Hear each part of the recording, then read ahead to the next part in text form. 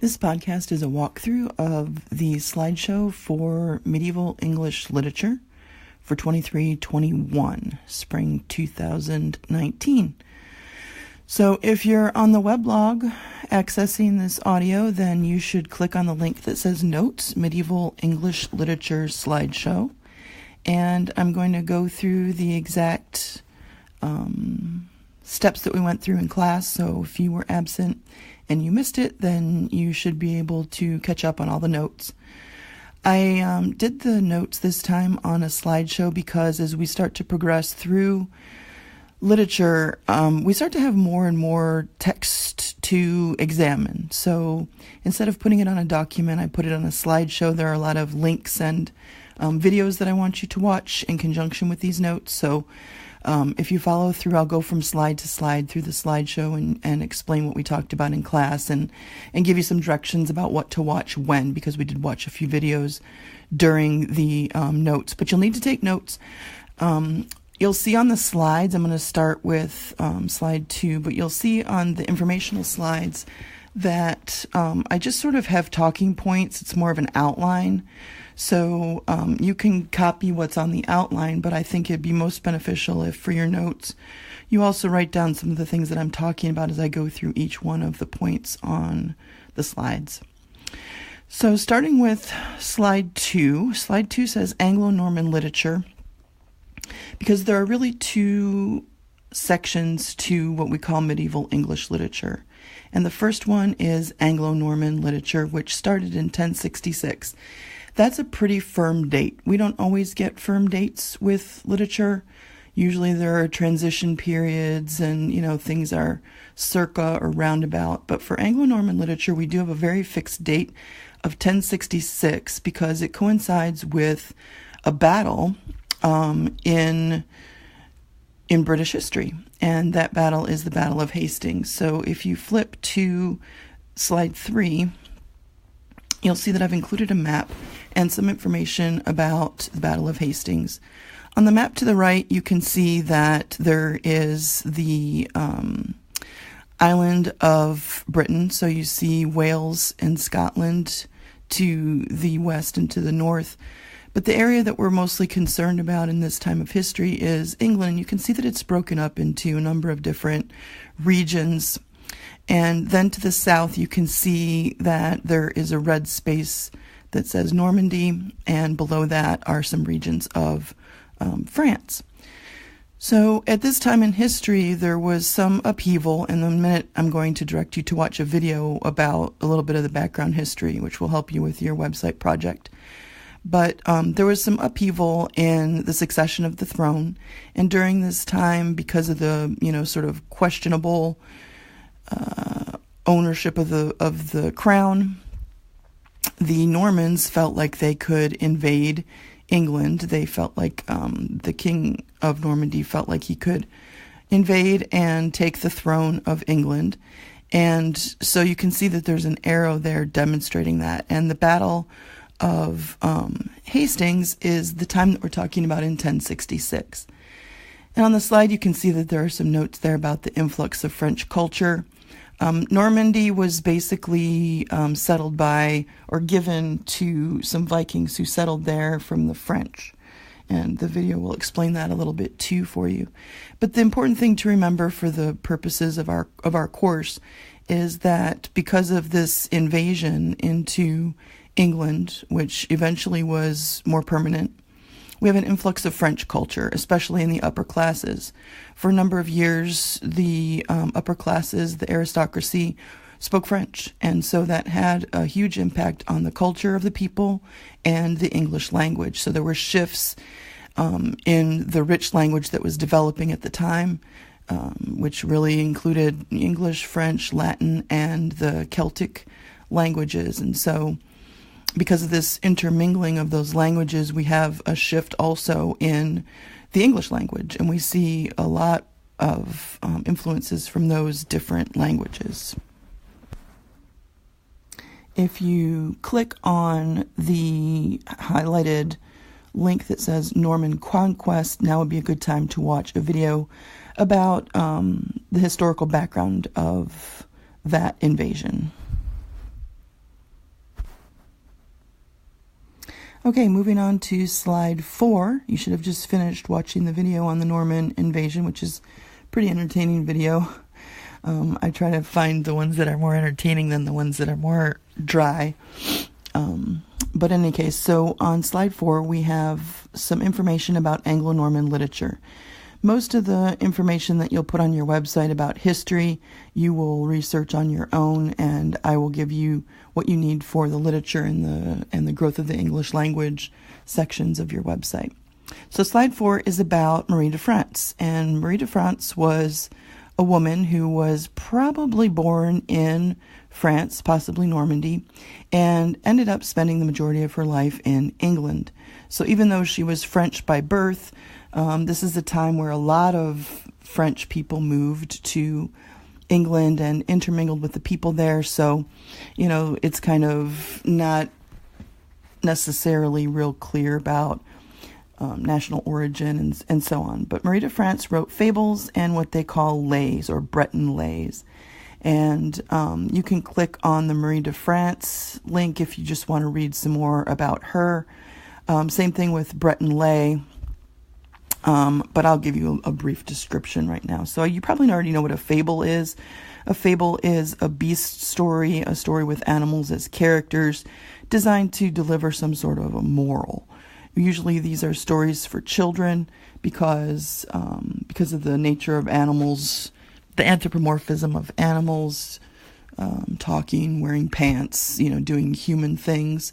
But they have failings, and so lessons can be taught through their experiences. One of the most famous ones for us probably would be the tortoise and the hare, who go for a race, and the hare gets overconfident, and the tortoise keeps plodding along and ends up winning. And then the moral of the story is that if you, set a goal and slowly work to achieve it, that you can overcome even the people who think that they can achieve it very quickly. So in any case, Marie de France wrote fables, and one of them that you should have read for homework for today is The Cock and the Fox, which is a poem really, and it rhymes. You're reading the English translation.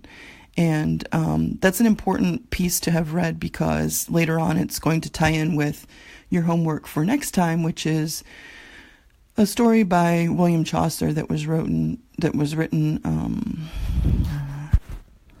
Geoffrey Chaucer, that was written at a slightly later time, but it was developed from that story. Breton lays or lays are stories that are about, stories about romance and problems in romance and that kind of thing. They usually could be sung. They came from songs that people sang for entertainment and are less about lessons and more about, the troubles and the ups and downs of love. So Marie de France is one of the key writers from the Anglo-Norman time period. If you move to slide 5, you will see that there are some other types of literature that we see during this period. And to the right, you can see an image of Marie de France. Well, it's supposed to be Marie de France writing at her desk. I think it looks like me grading papers, but in any case, that's an illuminated manuscript, which we'll talk about in a few minutes here. So there are some other types of Anglo-Norman literature. One is prose. There were a lot of works about the lives of saints, including female saints. There were a lot of religious tracts that were written at this time, and you can click on that if you don't know what a religious tract is, but it's basically an explanation of, the reasonings why the Christian religion has certain beliefs and, certain sort of statements about religious beliefs. Romances, which don't correlate directly to the kind of work that we see today that we call romances. If you go into a bookstore nowadays and you ask for the romance section, you're going to get those novels that are, with men with bulging biceps and no shirts on holding women. You're going to get 50 Shades of Grey type stuff. But in this time period, romance does not necessarily mean that. What it means is a story of knights and ladies and, chivalry and wars that are fought for moral purposes and things like that. In a minute, I'm going to direct you to watch a video of a romance which is called the Sir Gawain and the Green Knight. So you can get some more information about romances by watching that. And the last main type of literature that we see from this time period are manuscripts that are illuminated. You've probably seen this many times before in textbooks, and for the next few slides, you'll see some examples. Slide 6 shows highly decorated, illuminated manuscripts. The monks that were translating things at this time decorated their works with great detail. And so you can see that there's the written portion and then there's the decorated part. And you could see a couple of examples. Slide 7. Okay, so when I was looking for examples for this slideshow of illuminated manuscripts, I noticed that there's a subset of these things that are a little weird, and I just thought that it was kind of funny to include them. Slide 7 shows a knight in his chainmail with his shield and his sword, and he's fighting a snail, a really big snail. And so there's this whole subset of illuminated manuscripts that have kind of a weird bent to them. Some of them are sexual. I did not include any of the sexual ones. But I think it's just sort of like the monks that were doing the translating and the beautiful manuscripts just got creative or were doodling in the margins or something like that, right? But it's interesting. Slide 8 shows a gory scene of a jackrabbit beheading a man. And then slide 9 kind of shows a doodle. And so in my mind, I'm thinking that these may have something like what we see in our notes, right? Like you're listening to a lecture like you might be right now and drawing some little designs or little people in the margin. And so I feel like those are kind of the equivalent to that. But they're interesting to see that, you know, the monks had the same sort of mentality that we sometimes have when we're taking notes or writing something down. Slide 10 shows a cat swimming. So, you know, I just think that it's interesting to look at those different ones. And there's tons of them on the internet if you wanted to search for that. We call that marginalia, the stuff that's in the margins of the text. All right. So the second sort of subset of medieval English literature, there were really two sections to this time period, is Middle English literature itself, which started around 1200. We don't have as exact of a date, but the Normans assimilated into the culture in England. That's why we have some French origin words. And so we give that an equivalent date of, you know, circa 1200 or so. And on slide 12, you'll see some specific characteristics of Middle English literature. There is, on the first bullet, a handout that shows Middle English and some basic qualities of that form of the English language. And if you look at the bottom of that document, you'll see that there is a comparison. And on the left, you'll see the Anglo-Saxon version of the Lord's Prayer, which we've already looked at some Anglo-Saxon when we were reading Beowulf or preparing to read Beowulf. And you can see that that language is sort of indistinguishable as English, even though it's, you know, sort of the origin of our current English language. We can't really read it unless we have special training or study it as its own language. But on the right-hand side, you'll see Middle English. And what starts to happen is you can start to see that some of the words look familiar. There are some words that you can pick out in the Lord's Prayer, like kingdom, even though it's not spelled correctly as we would spell it today. You can still see that it's the word kingdom. The dictionary hadn't been invented yet, so you can't really misspell a word if there's no dictionary. But this sheet is a guide sheet for you. You do need to have a section on your medieval page on your website about the development of the English language, and this might be a beginning point for you. So then back to the PowerPoint on slide 12. Social status is a main feature of Middle English literature.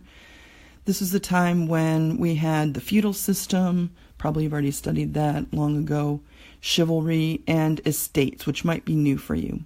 The concept of estates has to do with a person's job or position in society.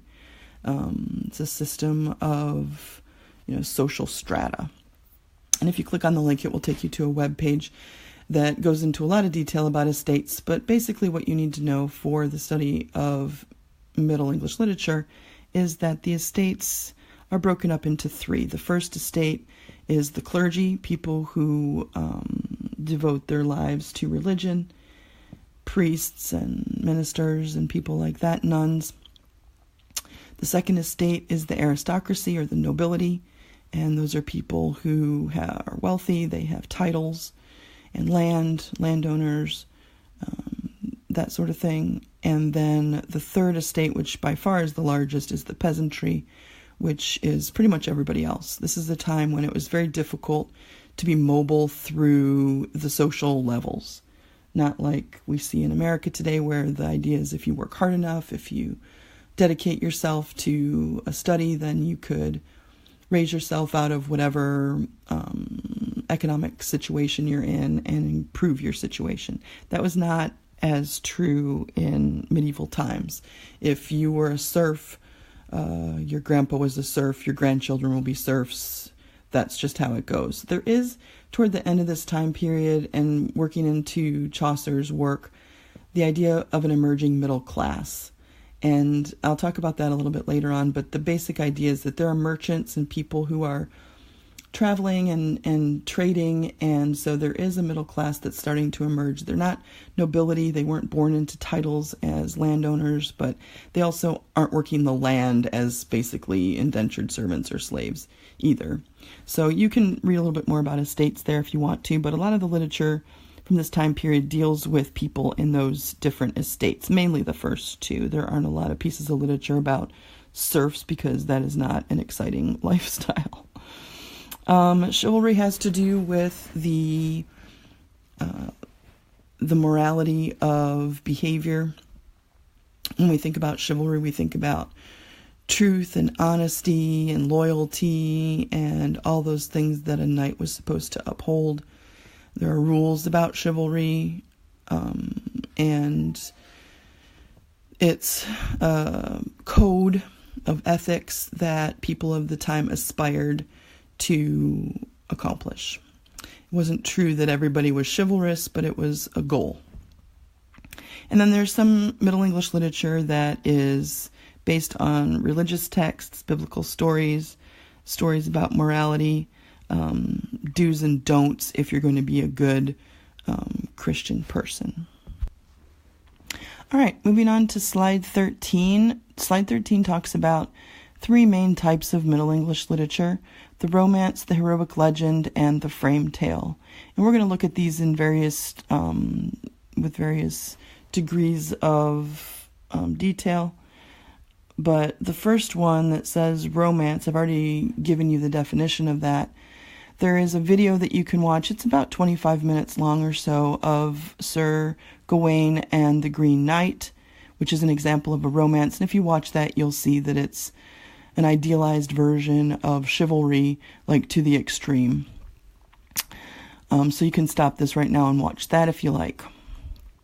The next type of literature that we see listed here is the heroic legend, which the example there is Le Morte d'Arthur, which is the story of King Arthur and the Round Table, the knights, and Guinevere and Lancelot and all of that.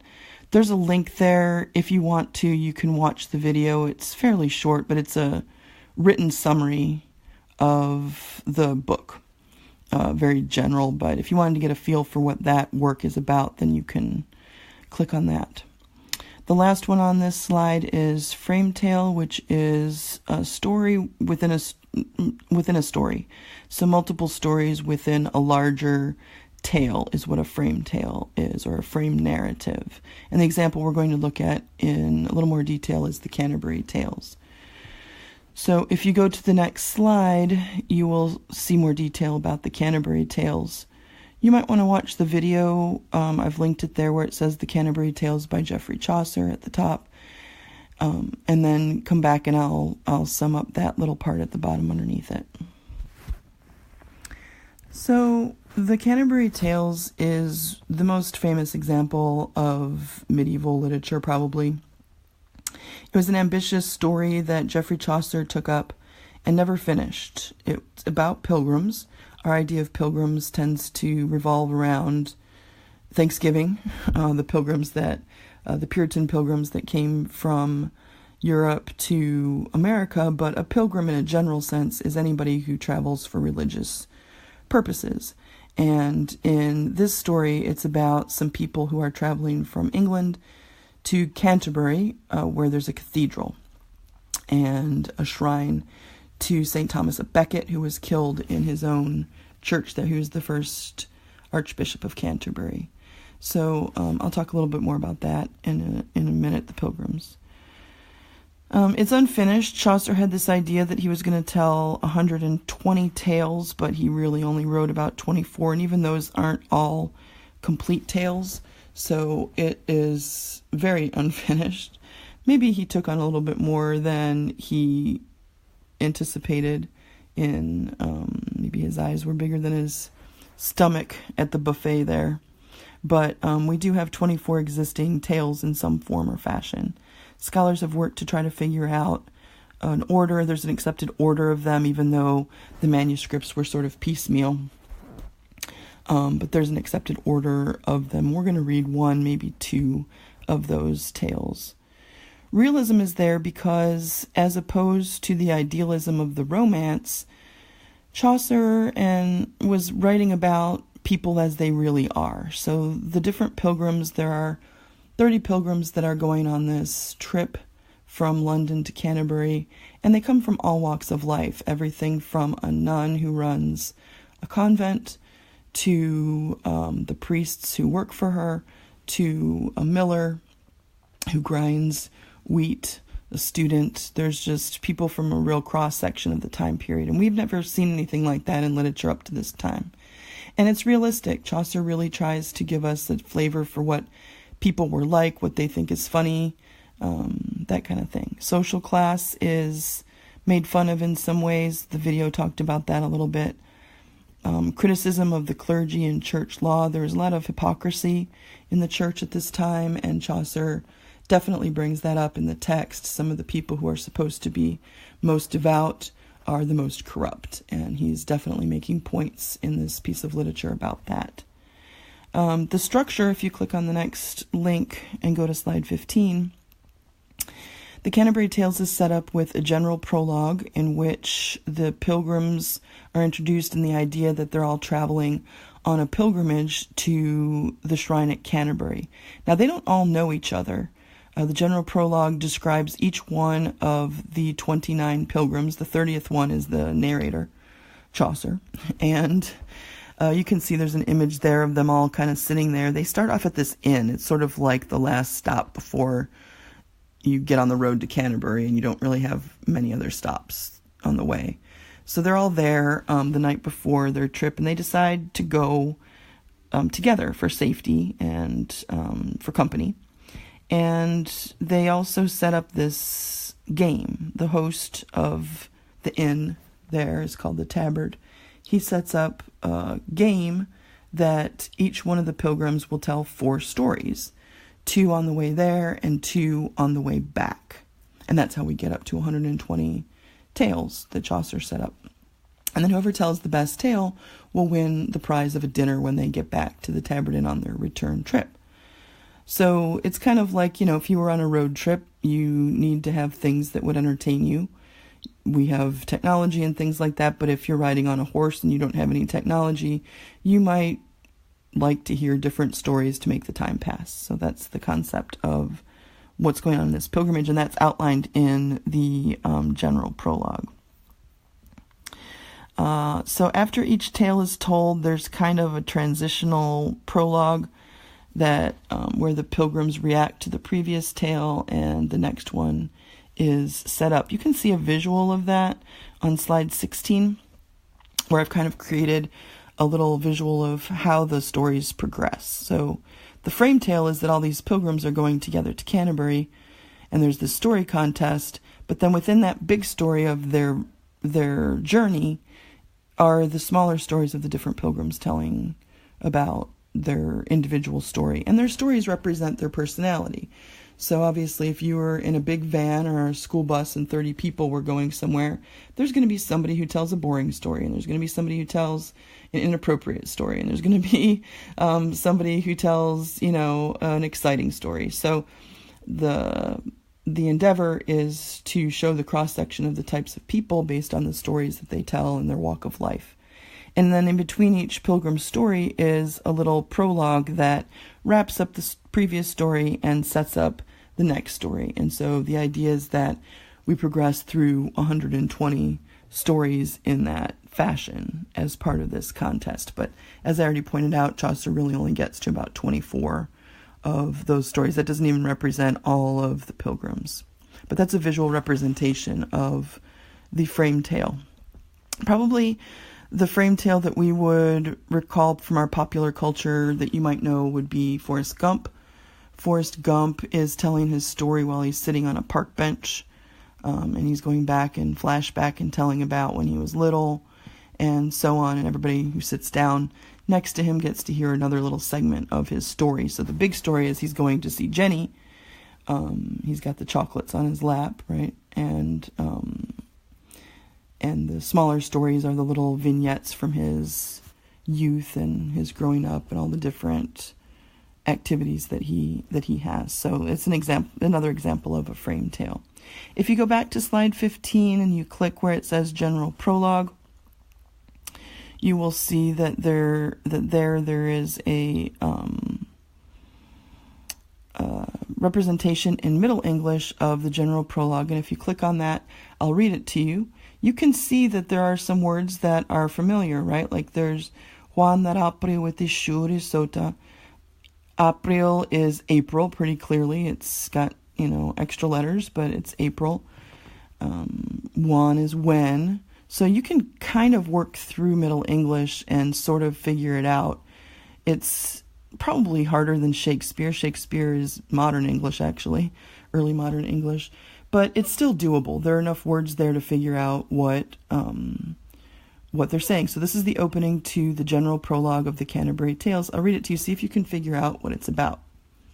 It says, Juan that April with his shuri sota, the drochte marsh hath parsed to the rota, and bathed every vine and switch liqueur, of which vertu engendered is the flour. When Zephyrus eke with his sweaty breath and spirit hath in every holt and hath the tender cropis, and the younge sonna half in the ram is elf corsirona, and smalle fules makin melodia that slepen all the nicht with open ear. So pricketh him natur in hier courages, than langen folk to go on pilgrimages, and palmeres for to seken stronges strondis, to ferne halways couth in sondry londis. And specially from every sheery's end of England to Canterbury they wende, the holy blissful martyr for to seka, that him that hope in one that they were seka.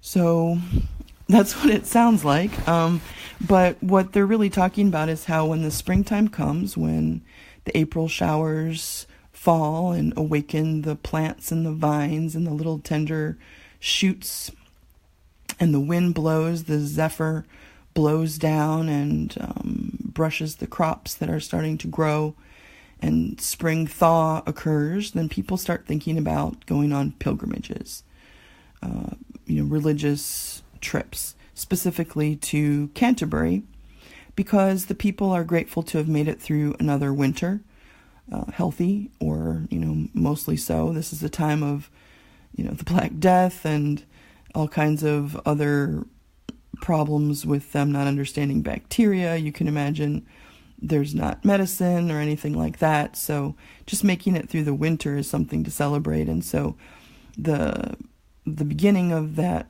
prologue, that poem that I just read, basically talks about how in the springtime people want to thank the martyr that they've prayed to at Canterbury, to get them through the winter. They want to go and actually pay homage to him at Canterbury. So they feel like they want to go and thank him for making it through, and so they go on pilgrimages. And then that sets up the whole idea that these particular pilgrims are going on their trip, leading to the story contest and the frame tale and their individual stories after that. So if you go to the last slide, which is number 17, Your homework is to read the Nun's Priest's Tale, which is one of the tales in the Canterbury Tales, and it's based on the poem that you read for today, The Cock and the Fox. That poem by Marie de France is really a fable, and it's about the dangers of flattery and being too easily persuaded to do things. And Geoffrey Chaucer is going to do a take on that story in his Nun's Priest's Tale. So this is one of the tales from the Canterbury Tales. It's not the first one, but because we had already read The Cock and the Fox, I thought it'd be good to piggyback that with the Nun's Priest's Tale, because Chaucer uses that to develop this story in his own direction for the Nun's Priest. In the Canterbury Pilgrims, the Nun's Priest is a priest who is under a nun. There's a nun, a prioress, who's in charge of a convent, and she's traveling on the trip, and with her are some priests and a underling nun, but she's the boss. And so there are priests who are her subordinates, and that is not a usual thing from this time period. So when they say the Nun's Priest, they mean the priest that attends to that prioress, that nun who is in charge of the convent. Probably a man who had a female boss, even if he is a member of the clergy, would feel a little put upon by having to answer to her. The reason that she has to have some priests is because in the Catholic religion, nuns even still are not allowed to do certain things. They can't execute the sacraments, like hearing confession or saying mass or consecrating communion or things like that. So there has to be priests around to do that. But imagine being a priest where you have the power to do those things and give those sacraments, but you are bossed around by some, woman. So the Nun's Priest tells the story of a rooster whose wife attempts to boss him around. And that one is for homework. If you go back to the weblog, you will see that there is a link to that story in PDF form. I didn't give a handout of that. It's just there in PDF. And then there's an annotation or discussion guide. So look that over and jot down some ideas. And on Friday, we'll have a discussion about that. That pretty much walks you through the slideshow. I'm hoping that you stopped to watch the videos, because we did stop in class to watch those things.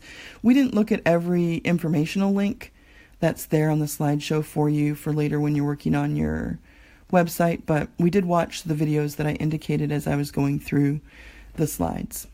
So that's it for this podcast. Hopefully everything made sense to you. If you have questions, of course, make some time to come by and we can go over them.